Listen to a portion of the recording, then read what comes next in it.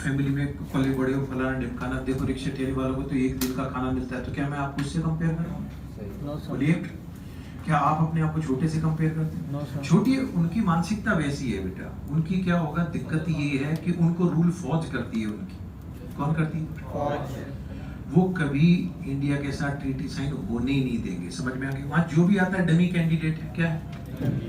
आप जो जनरल से क्या होगा, वहाँ पंगा लिया उसे बढ़ गया, वो डिक्टेटर साहब भी गए कि नहीं। अब वहाँ अगर वहाँ रूल करना है तो आपको इंडिया को गाली देनी ही पड़ेगी। समझ में आ गई बात? वरना रूल नहीं कर पाओगे। What the point?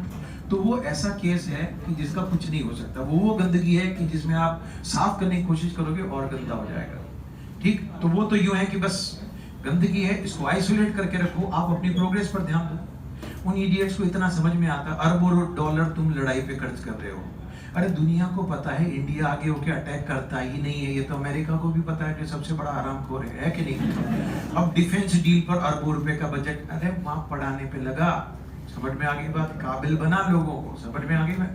वो नहीं कर रहा है। अब उस इडियट के चक्कर में आपको भी क्या होगा, डीलिंग उतनी करनी पड़ रही है ना, क्योंकि आपको पता है तो घुसेगा। घटिया आदमी से बचने के लिए आपको स्ट्रांग होना पड़ेगा ना, वो वाली बात है। बट फिर भी स्ट्रांग होना जरूरी है। ऐसा थोड़ी कि घुसे तो घुसने दो, रोकना पड़ता है ना। बट ये बात अगर उनके समझ में आ जाती तो प्रोग्रेशन पर ध्यान देते।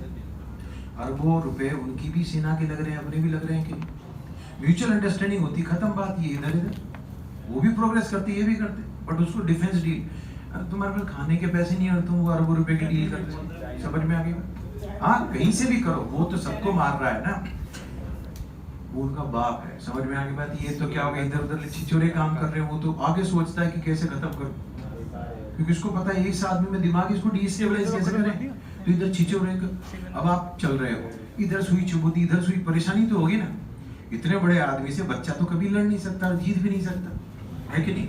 तो कभी यहाँ सुई चुभेगा, कभी यहाँ सुई चुभेगा, तो परेशान करेगा आपको। समझ में आ गया? तो उसका इलाज ढूंढना पड़ता है। What the point?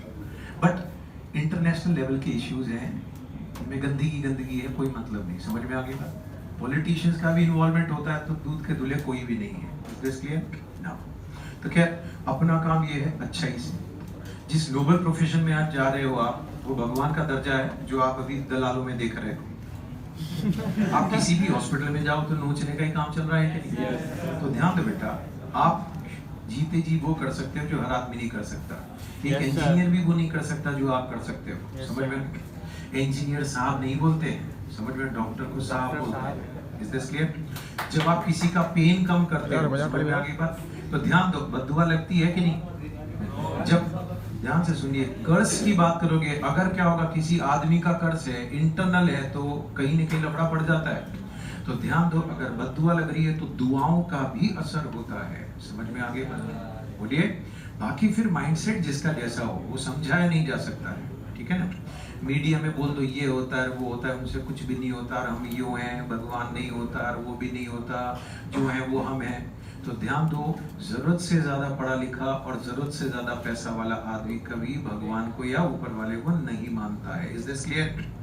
लेकिन लास्ट मोमेंट पर जब दर्शन होने लगते हैं ना, तब वो बिदकने लगता है और तब उसके पास कुछ भी नहीं बचता। तो बेस्ट चीज ये है, आप भगवान को याद नहीं भी कर सकते हो तो कर्म बेकार मत करो। समझ में आ गई बात? बोलिए। सोच का भी लफड़ा होता है। समझ में आ गई बात? इसलिए बुरा भी मत सोचो, किसी का क्या लेना देना। जब आप अच्छा करोगे तो आपको अच्छाइयां ही मिलेगी। अच्छा करोगे तो अच्छाइयां मिलेगी और रिटर्न में भी वही आएंगी।